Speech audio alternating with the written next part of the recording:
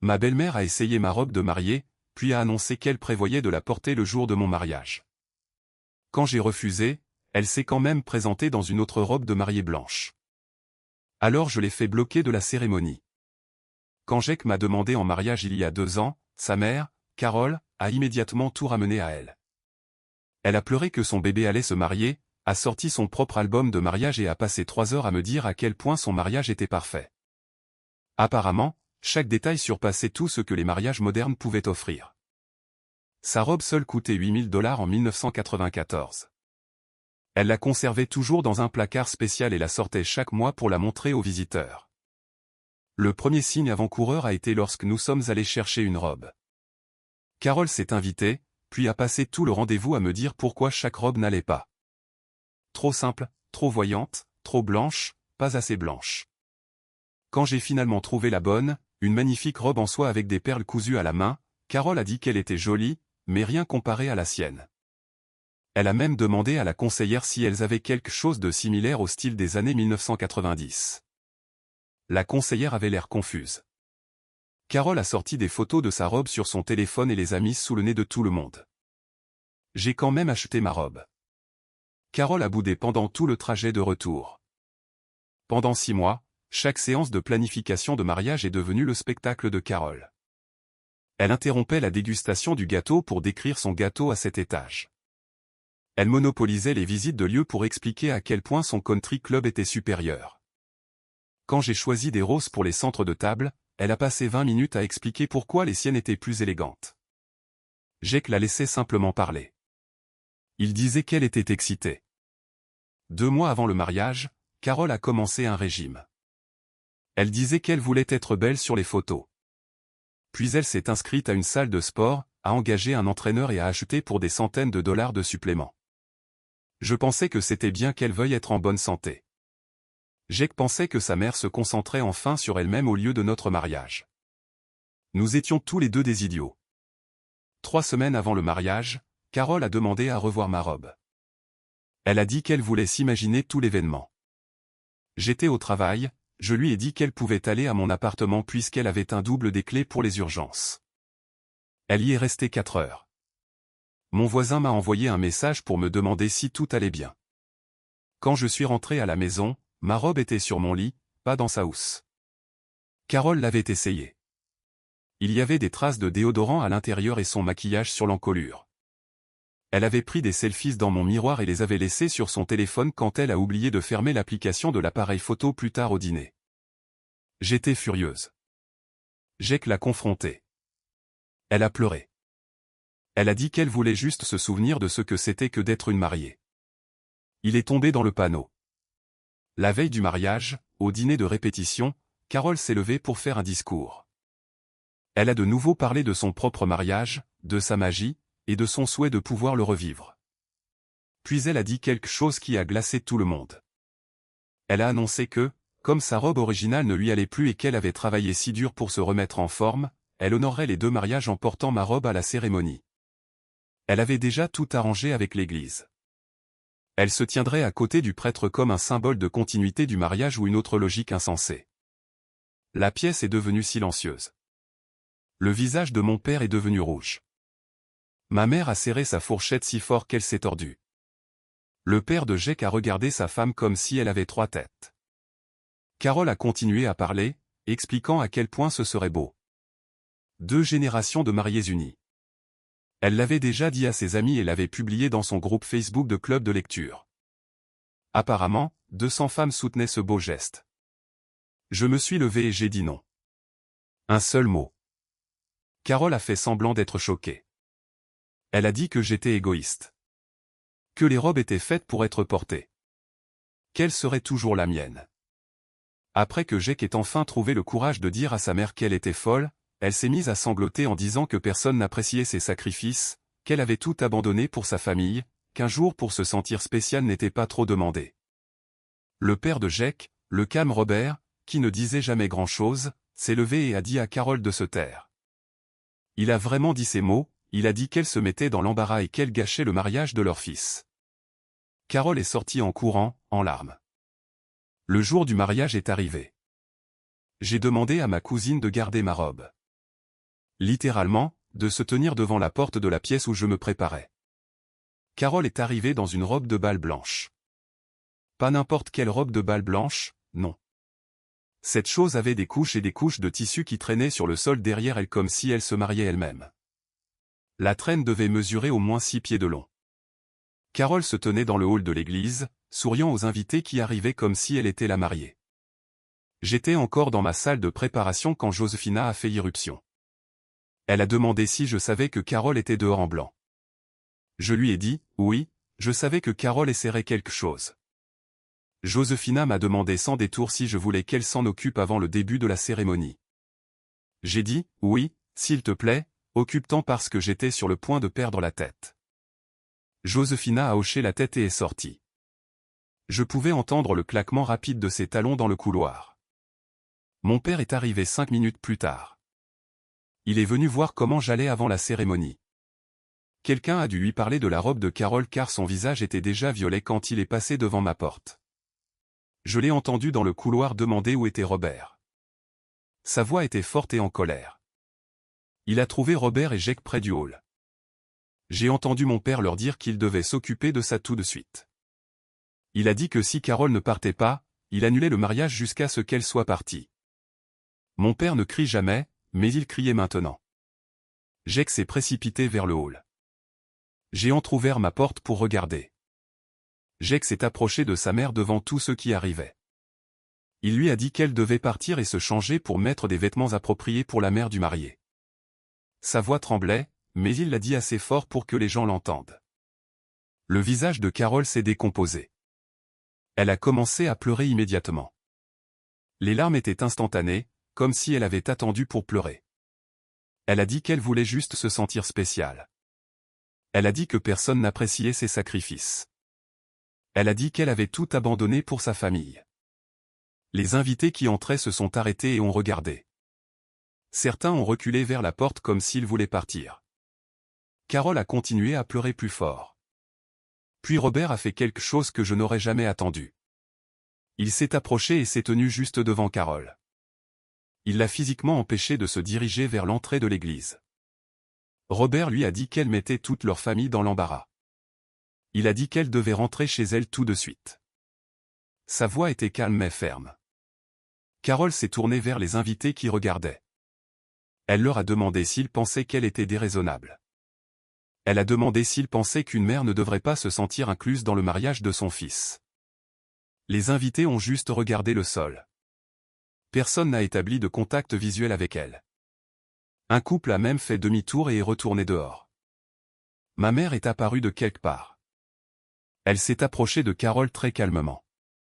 Maman a dit à Carole qu'elle la ramènerait à la maison pour se changer. Sa voix était gentille, mais on pouvait dire que ce n'était pas une suggestion. Carole a essuyé ses yeux et a dit non. Elle a dit qu'elle ne manquerait pas le mariage de son fils pour une couleur de robe. Elle a vraiment dit ça, comme si le problème était juste la couleur et non le fait qu'elle portait une robe de mariée au mariage de quelqu'un d'autre. Josefina en avait clairement assez. Elle a fait signe à 2 placeurs qui se tenaient près de l'entrée.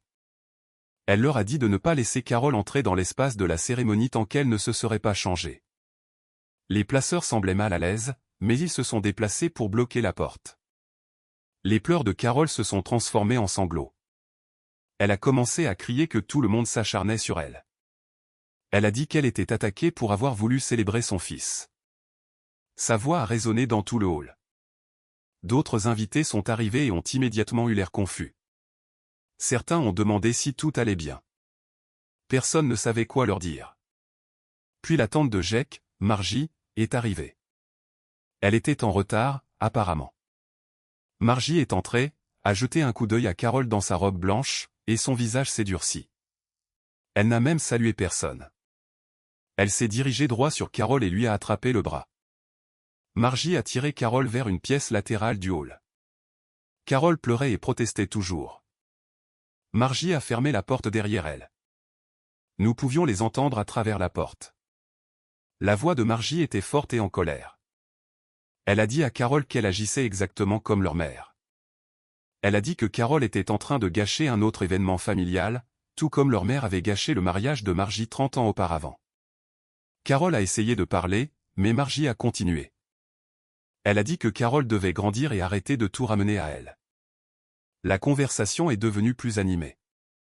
Carole pleurait et Margie ne cédait pas. Cela a duré 15 minutes. Les invités se tenaient dans le hall, faisant semblant de ne pas écouter, mais tout le monde écoutait. Finalement, la porte s'est ouverte. Margie est sortie la première. Son visage était rouge, mais elle avait l'air satisfaite. Elle a annoncé à tout le monde présent que Carole allait partir se changer. Elle a dit que si Carole n'était pas de retour dans des vêtements appropriés dans l'heure, le mariage se poursuivrait sans elle. Carole est sortie derrière Margie. Son maquillage coulait sur son visage. Elle pleurait toujours, mais silencieusement maintenant. Elle n'a regardé personne. Elle s'est dirigée vers la sortie, la tête basse. L'immense traîne de sa robe traînait derrière elle sur le sol. Robert l'a suivie pour s'assurer qu'elle partait vraiment. J'ai regardé depuis ma porte entr'ouverte Carole disparaître à l'extérieur. Je tremblais tellement que j'ai dû m'asseoir. Sibylle montait toujours la garde devant ma chambre. Elle est entrée et m'a demandé si j'allais bien. Mes demoiselles d'honneur se sont rassemblées autour de moi pour essayer de me calmer. Elles n'arrêtaient pas de dire que tout irait bien maintenant, mais je n'allais pas bien. Le jour de mon mariage commençait par un drame familial au lieu de la joie. J'étais censé être heureuse et excitée. Au lieu de cela, j'étais en colère et stressée. Carole réussissait toujours à faire de cette journée la sienne, même après être partie. Une de mes demoiselles d'honneur m'a apporté de l'eau. Une autre a arrangé mon maquillage là où j'avais commencé à pleurer. Elle parlait tout en même temps pour essayer de me distraire. Puis j'ai entendu frapper à ma porte. C'était Jake. Il a dit mon nom à travers la porte. Il a dit qu'il était vraiment désolé. Il a dit qu'il aurait dû mettre un terme à cela des mois plus tôt, quand Carole a commencé à agir de manière folle. Il a dit qu'il était désolé que sa mère gâche notre journée. Sa voix semblait brisée. Je me suis approché de la porte mais ne l'ai pas ouverte. Cela porte malheur de voir le marié avant le mariage et nous avions déjà eu assez de malchance. Je lui ai dit à travers la porte que je l'aimais. Je lui ai dit que ce n'était pas sa faute, mais je lui ai ensuite dit autre chose. J'ai dit que sa mère n'aurait jamais un accès non supervisé à nos futurs enfants. Je l'ai dit clairement, pour qu'il comprenne que je le pensais vraiment. Il y a eu un silence de l'autre côté de la porte. Puis Jake a dit « D'accord ». Il a dit qu'il comprenait et qu'il était d'accord. Il a dit qu'il m'aimait et qu'il me verrait à l'hôtel. Ses pas se sont éloignés dans le couloir. 45 minutes se sont écoulées lentement pendant que j'étais assise dans cette pièce à essayer de refaire mon maquillage et de me calmer. Mes demoiselles d'honneur n'arrêtaient pas de me dire que tout irait bien, mais je pouvais voir qu'elles étaient inquiètes aussi. Sibylle est restée à la porte comme un chien de garde. Puis quelqu'un a frappé et a dit que Carole était de retour. J'ai regardé par la fente de la porte et je l'ai vue descendre le couloir dans une robe bleu marine qui semblait vraiment appropriée pour une mère de mariée. Ses yeux étaient très rouges et gonflés d'avoir pleuré. Son maquillage était étalé sur ses joues. Elle avait l'air d'un désastre, mais au moins elle ne portait plus de blanc.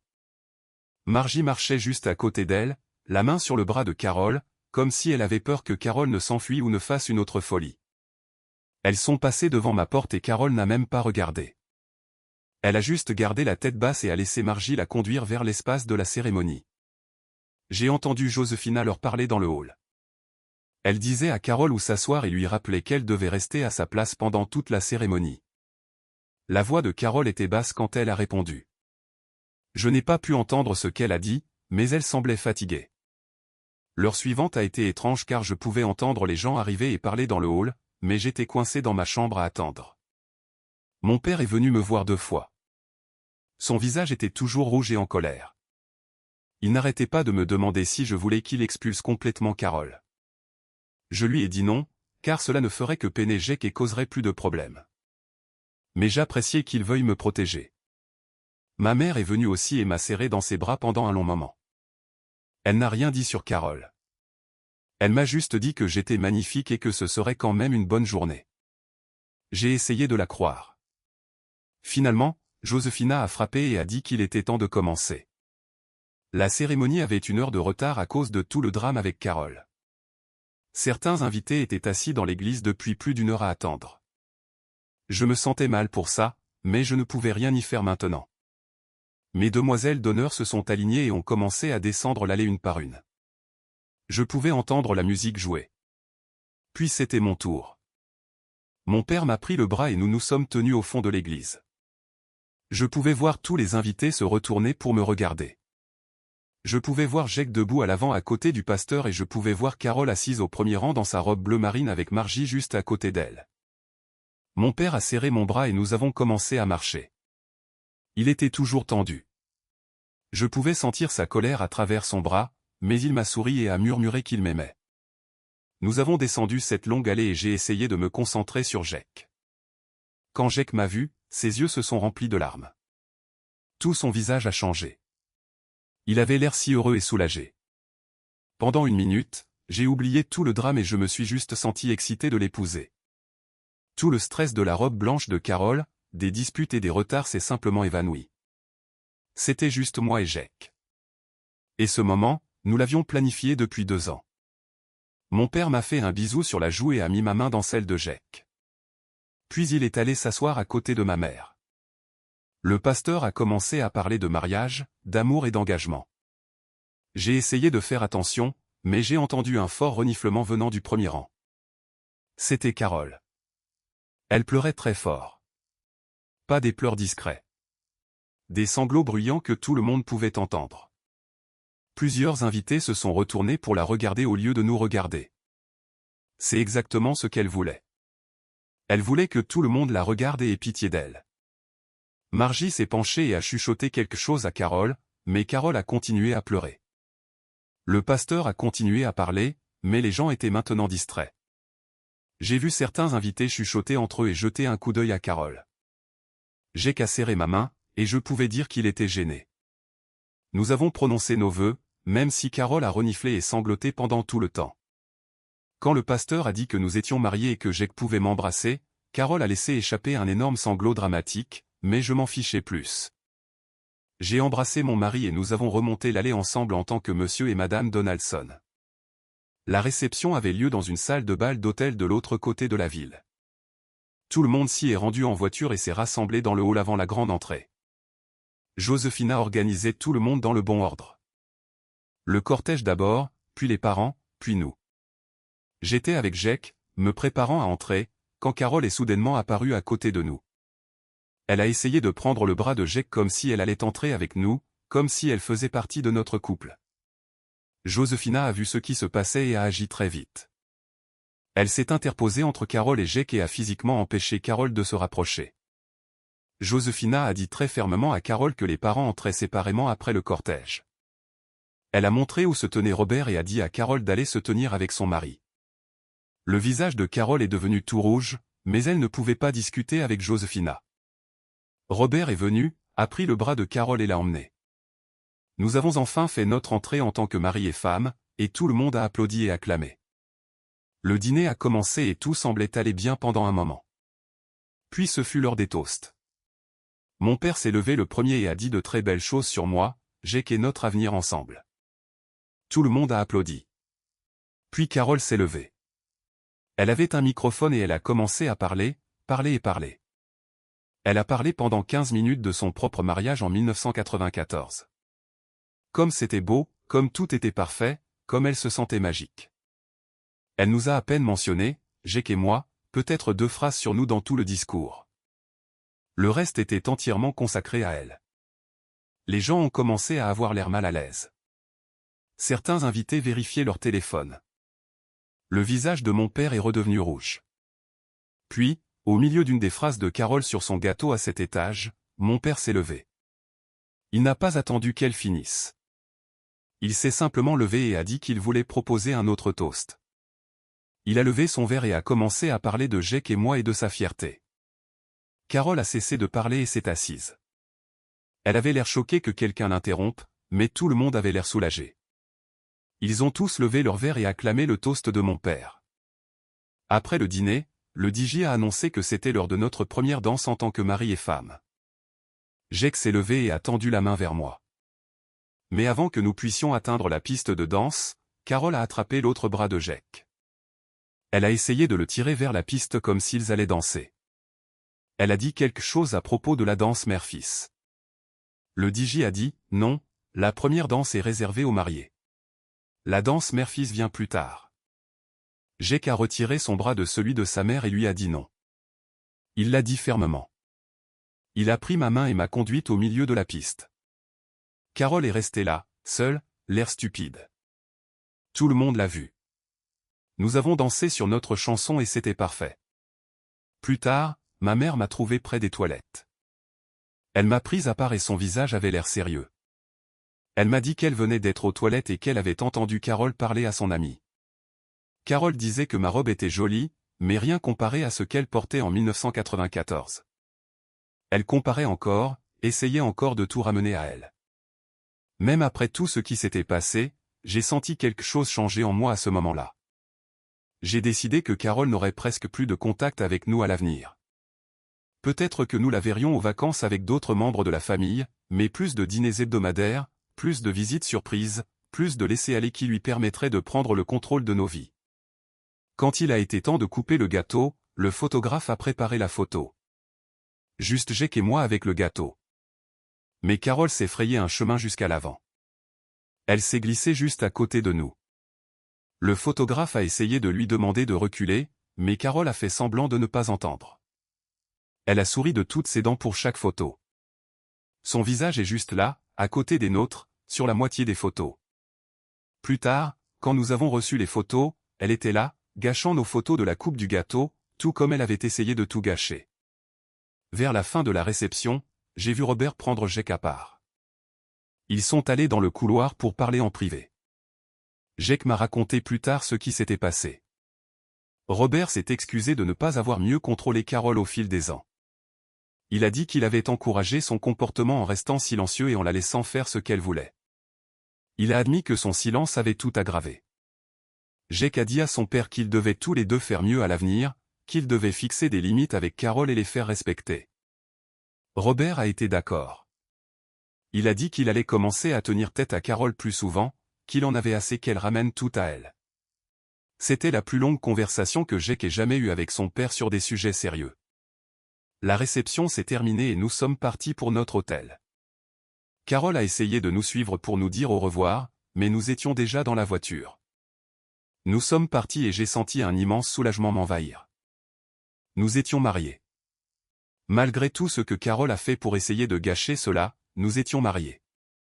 Jake m'a tenu la main dans la voiture et m'a répété qu'il était désolé. Je lui ai dit d'arrêter de s'excuser.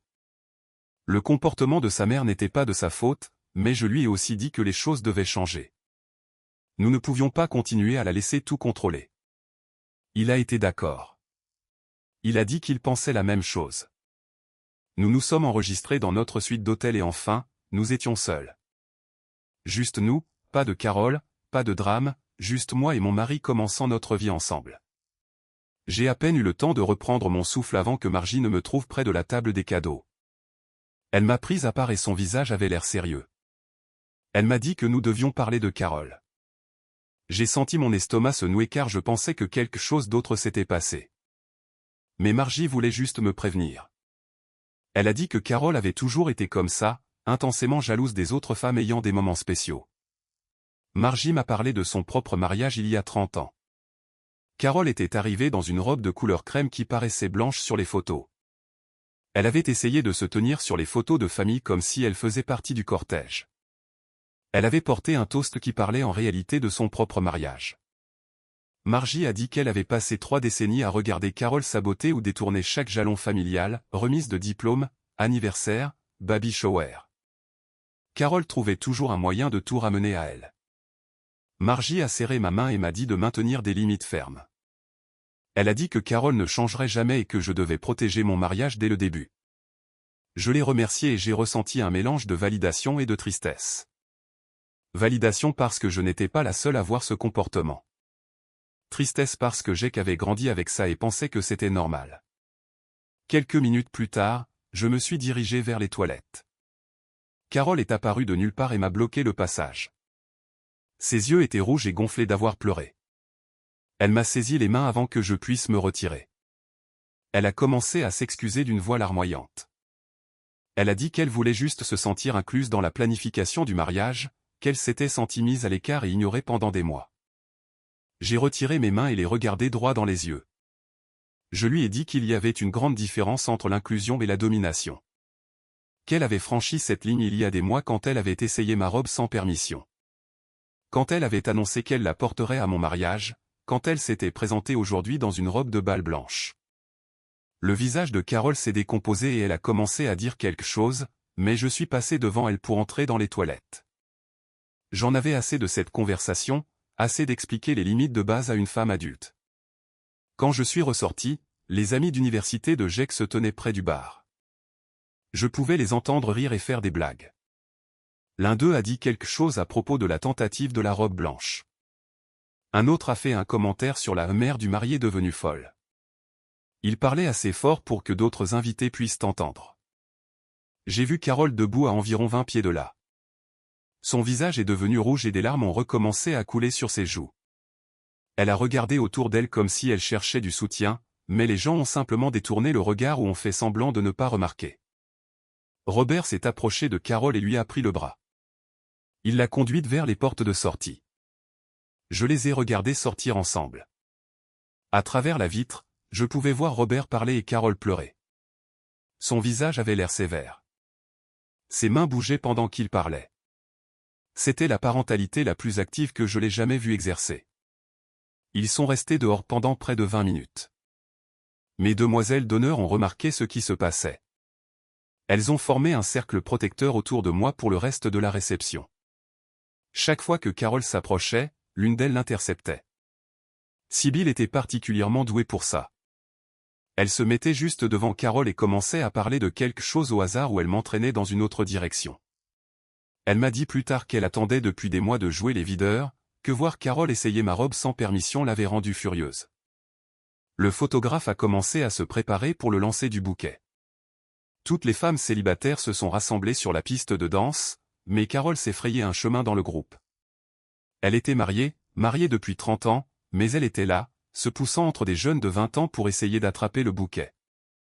Ma demoiselle d'honneur a vu ce qui se passait. Quand j'ai lancé le bouquet, elle s'est jetée en avant et l'a frappé fort vers la gauche, loin de l'endroit où se tenait Carole. Une cousine adolescente l'a attrapée à la place. Le visage de Carole montrait qu'elle savait exactement ce qui s'était passé. Le photographe m'a prise à part pendant que les gens dansaient. Il a parlé doucement et avait l'air mal à l'aise. Il a dit qu'il avait remarqué que Carole s'insérait dans beaucoup de photos, se poussant dans des clichés qui ne devraient concerner que Jake et moi. Il a proposé de la retoucher pour l'enlever des photos où elle n'avait pas sa place. J'ai été si tenté de dire oui, de l'effacer complètement de nos photos de mariage, mais je lui ai dit non. Je voulais garder les photos telles quelles, comme preuve de ce que nous avions dû affronter, comme un rappel de pourquoi nous avions besoin de limites fermes à l'avenir. Alors que la réception touchait à sa fin, Carole a fait une dernière tentative pour attirer l'attention. Elle s'est approchée de la cabine du DJ et a essayé de demander le microphone. Elle voulait faire un autre discours sur des conseils matrimoniaux. Le DJ m'a regardé et j'ai secoué la tête. Il a fait semblant de ne pas entendre la demande de Carole.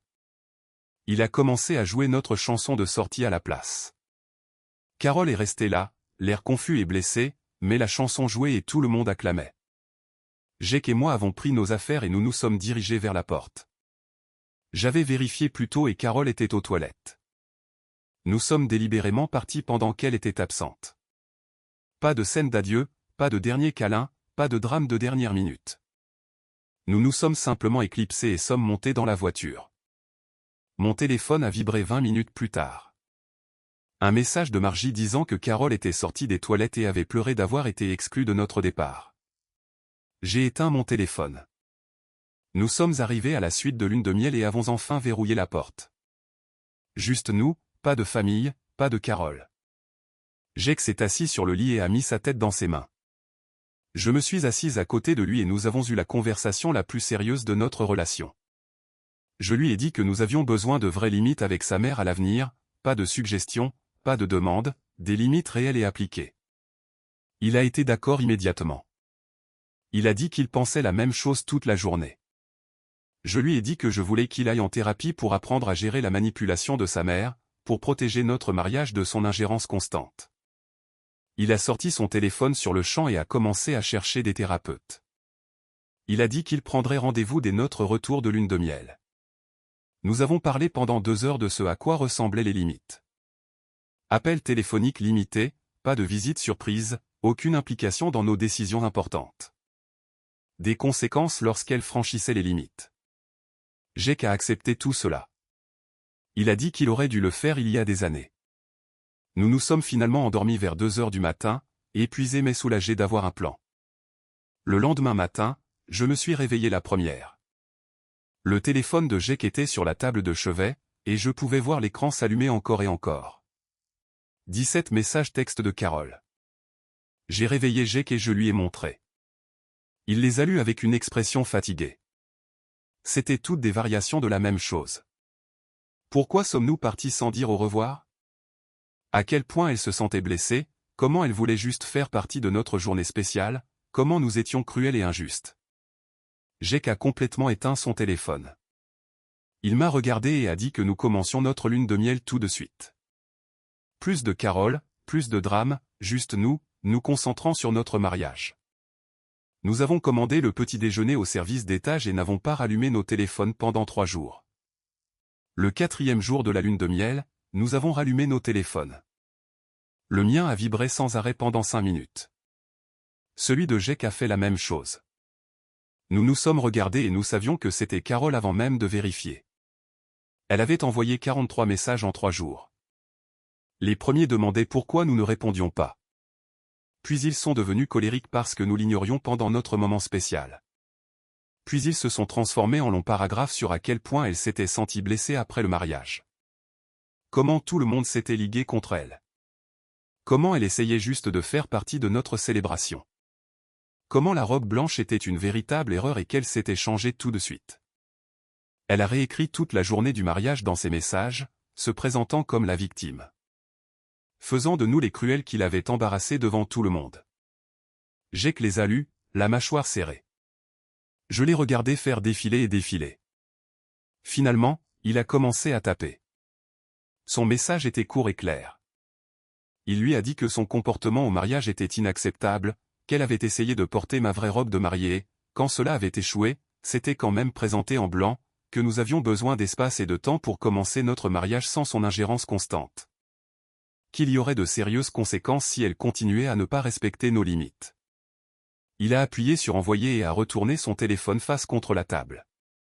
Nous avons passé le reste de notre lune de miel à vraiment nous amuser, à nager dans l'océan, à manger dans des restaurants locaux, à marcher sur la plage au coucher du soleil.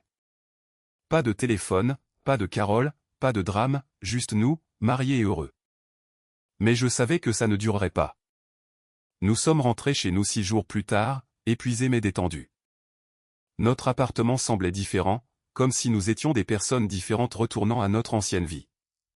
J'ai défait les valises pendant que Jake vérifiait le courrier. Il est revenu à l'intérieur tenant une pile de cartes de mariage. Nous nous sommes assis sur le canapé pour les ouvrir ensemble. Des messages adorables d'amis et de la famille, des cartes cadeaux, des chèques, des choses de mariage normales. Puis Jake a sorti son ordinateur portable pour vérifier quelque chose. Il s'est figé, fixant l'écran. J'ai demandé ce qui n'allait pas. Il a tourné l'ordinateur portable vers moi. Carole avait posté des photos de mariage partout sur Facebook, mais pas la vraie histoire.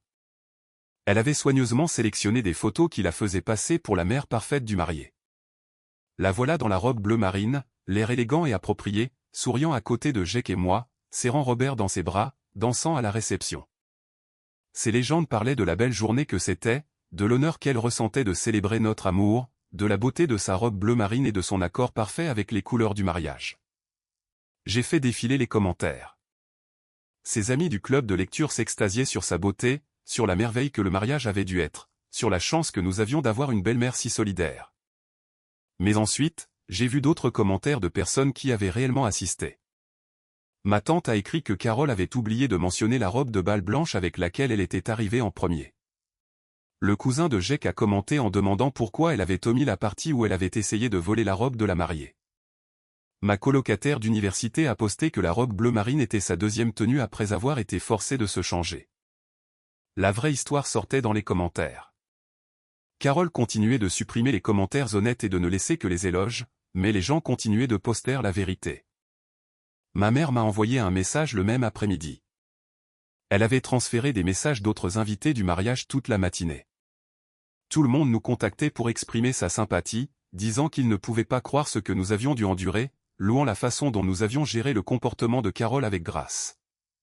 Plusieurs personnes ont partagé leurs propres histoires de belle-mère cauchemardesques. La meilleure amie de ma mère a écrit 3 paragraphes sur son propre mariage il y a 40 ans. Apparemment, sa belle-mère était arrivée ivre et avait dragué le témoin. La sœur de mon père a raconté une histoire sur sa belle-mère annonçant une grossesse à la réception pour voler l'attention. Lire ces messages m'a fait me sentir moins seul, comme si nous n'étions pas fous de penser que le comportement de Carole était insensé. J'ai pris un rendez-vous chez un thérapeute le lendemain. Il a trouvé un conseiller spécialisé dans la dynamique familiale et les schémas de personnalité narcissique. Sa première séance était dans 2 semaines. Je lui ai dit que j'étais fier de lui d'avoir franchi cette étape. Il a dit qu'il aurait dû le faire il y a des années, qu'il avait encouragé le comportement de sa mère toute sa vie, qu'il ne voulait pas introduire ce schéma dans notre mariage. J'ai promis de le soutenir tout au long du processus.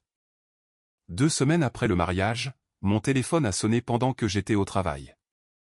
Le nom de Carole est apparu à l'écran. J'ai laissé aller à la messagerie vocale. Elle a laissé un long message exigeant de venir voir nos cadeaux de mariage. Elle a dit qu'elle voulait nous aider à tout organiser. J'ai immédiatement envoyé un message à Jake à ce sujet.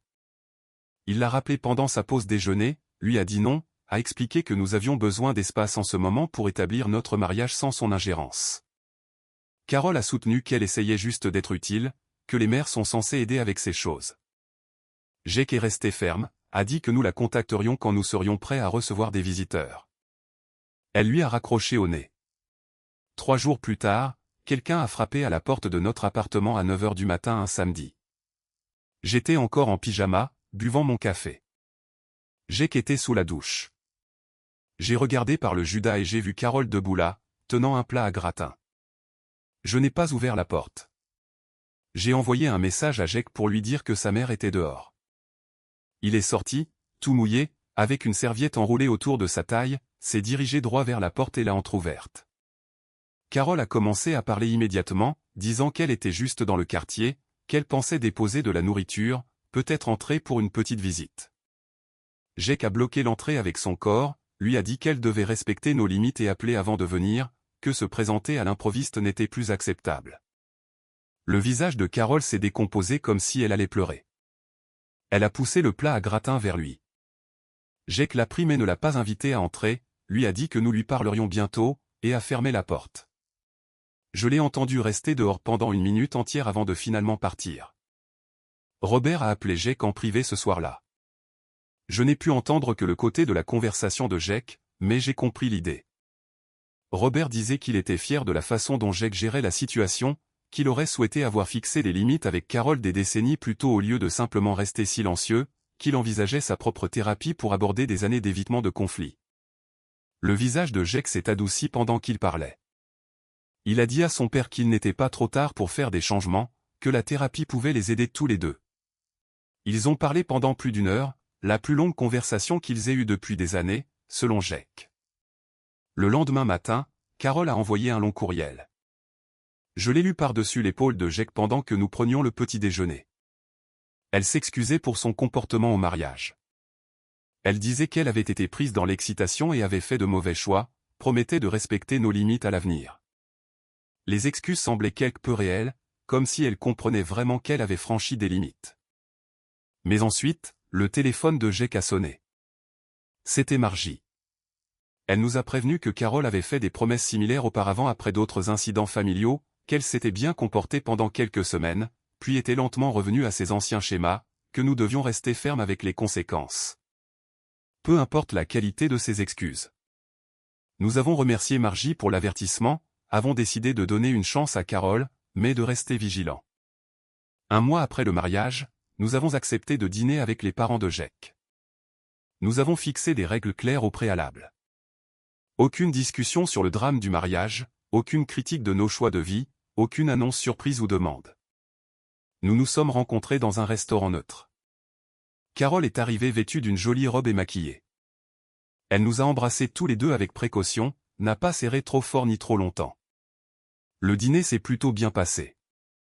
Carole a posé des questions sur nos emplois et notre appartement, a écouté nos réponses sans interrompre, mais elle n'a pas pu s'en empêcher complètement. Quand nous avons mentionné notre lieu de lune de miel, elle a dû expliquer comment son lieu de lune de miel en 1994 était plus élégant.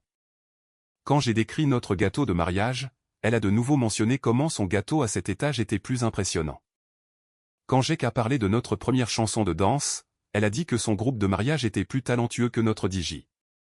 Robert n'arrêtait pas de lui lancer des regards d'avertissement. Jake faisait une pause et respirait profondément à chaque fois qu'elle le faisait. J'ai juste mangé ma nourriture et laissé couler. Elle essayait, en quelque sorte. C'était mieux que rien. Au cours des semaines suivantes, Jake a commencé à fixer des limites cohérentes. Il a dit à Carole qu'elle pouvait appeler 2 fois par semaine à des jours prévus, qu'elle devait nous prévenir 24 heures à l'avance avant toute visite, que les vacances seraient partagées entre les 2 familles, que nous prenions nos propres décisions concernant l'argent, le logement et les projets futurs. Carole a vivement protesté au début, a appelé en pleurant d'être exclue de la vie de son fils. A envoyé des messages sur le fait que d'autres mères pouvaient voir leurs enfants quand elles le voulaient. A laissé des messages vocaux sur le fait qu'elle était punie pour une seule erreur. Mais Jake est resté ferme. Quand elle appelait en dehors des heures prévues, il ne répondait pas. Quand elle se présentait à l'improviste, il ne la laissait pas entrer. Quand elle le faisait culpabiliser, il lui rappelait les conséquences dont ils avaient discuté. Lentement, péniblement, elle a commencé à se conformer. Les appels arrivaient les bons jours. Elle envoyait un message avant de venir. Elle a arrêté de faire de chaque conversation un monologue sur elle-même. Ce n'était pas parfait. Elle faisait toujours des commentaires comparant tout à ses propres expériences. Elle avait toujours besoin d'attention et de validation, mais c'était un progrès. Un vrai progrès. Et Jake était différent aussi. Plus fort, plus confiant, meilleur pour protéger notre mariage des ingérences extérieures. 3 mois après le mariage, une grande boîte est arrivée à la porte de notre appartement. Les photos de mariage. Jake m'a aidé à la porter à l'intérieur, et nous avons passé toute la soirée à regarder chaque image. Le photographe a fait un travail incroyable. Notre cérémonie était magnifique. La réception était parfaite. Mais ensuite, nous sommes arrivés aux photos avec Carole. Elle s'était positionnée dans tant de clichés, se tenant juste derrière nous pendant la coupe du gâteau, s'insérant dans les portraits de famille où elle n'avait pas sa place, gâchant des moments spontanés entre moi et mes demoiselles d'honneur. J'ai qu'à regarder une photo où Carole tendait littéralement le bras entre nous pendant notre première danse et a secoué la tête.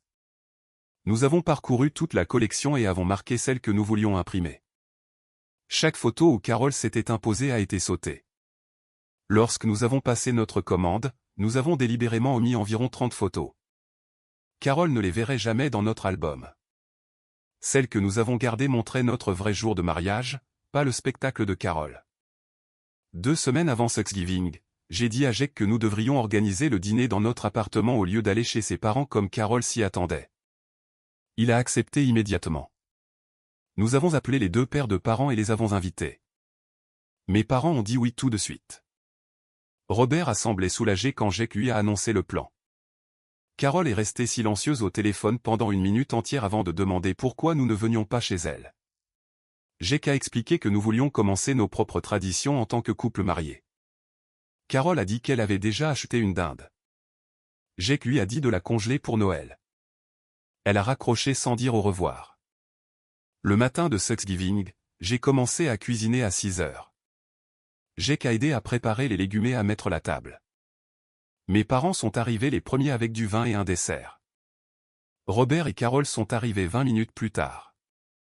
Carole est entrée en portant un plat à gratin, même si j'avais dit à tout le monde de ne rien apporter.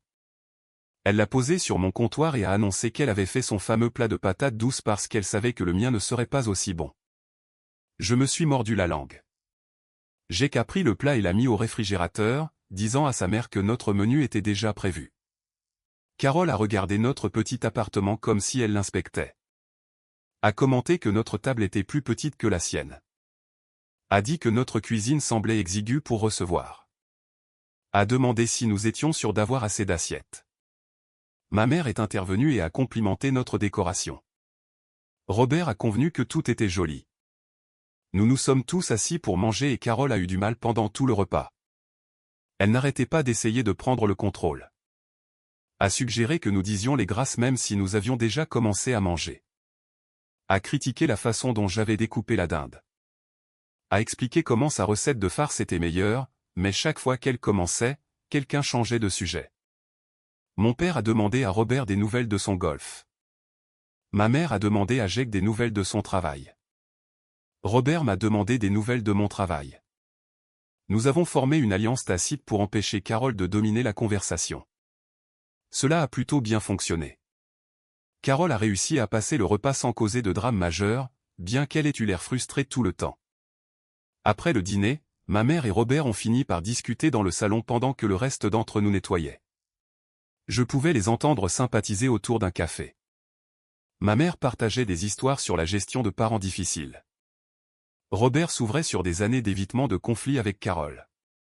Ils ont ri de quelque chose, ont trouvé un terrain d'entente dans leurs expériences partagées de gestion des dynamiques familiales difficiles. C'était inattendu mais agréable à voir. Ils ont échangé leur numéro de téléphone avant de partir. On dit qu'ils devraient prendre un café un de ces jours. Au cours des semaines suivantes, Carole a réellement fait un effort pour s'améliorer. Elle a appelé à ses jours prévus et a posé des questions sur nos vies. Vraiment poser des questions. A écouté Jake parler d'un projet au travail sans l'interrompre. M'a demandé comment allait mon travail et a attendu ma réponse complète. A mentionné un livre qu'elle avait lu au lieu de parler de son propre mariage pour la 100e fois. Le changement était petit, minuscule, mais il était là. Elle faisait encore des commentaires parfois. Avait toujours besoin d'attention, mais elle essayait. Le dîner de Noël s'est mieux passé que Thanksgiving. Carole n'a comparé les choses à ses propres expériences que 2 fois au lieu de constamment. Elle a complimenté ma cuisine sans ajouter de critiques. Elle a demandé à ma mère sa recette au lieu d'insister sur le fait que la sienne était supérieure. Un vrai progrès. En janvier, Jake a terminé son 6e mois de thérapie. Il est rentré de sa séance l'air plus léger, plus confiant. Il m'a dit que son thérapeute avait dit qu'il avait fait des progrès majeurs dans la reconnaissance des schémas de manipulation, qu'il était bien meilleur pour fixer des limites. J'avais vu les changements moi-même. Quand Carole appelait en dehors des heures prévues, il ne répondait pas. Quand elle essayait de le faire culpabiliser, il mettait fin à la conversation immédiatement. Quand elle insistait pour avoir plus d'accès à nos vies, il lui rappelait nos règles. Notre mariage était plus fort parce qu'il avait appris à nous prioriser par rapport aux exigences de sa mère. Il ne cautionnait plus son narcissisme. En février, nous avons commencé à regarder des maisons en ligne. Nous avions économisé assez pour un acompte et voulions plus d'espace. Dès que Carole l'a découvert, elle a appelé avec une liste de quartiers que nous devrions considérer. Elle connaissait un agent immobilier que nous devrions utiliser. Elle avait des opinions sur la superficie et les districts scolaires, même si nous n'avions pas d'enfants. Jake l'a interrompu en pleine phrase, lui a dit fermement que nous nous occuperions nous-mêmes de la recherche de maisons et que nous partagerions des nouvelles quand nous serions prêts. Carole a bafouillé qu'elle essayait juste d'aider. Jake a dit que nous n'avions pas besoin de son aide pour cette décision.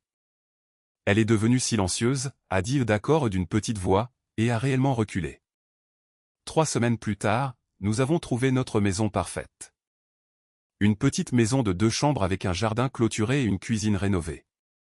Nous avons fait une offre et elle a été acceptée.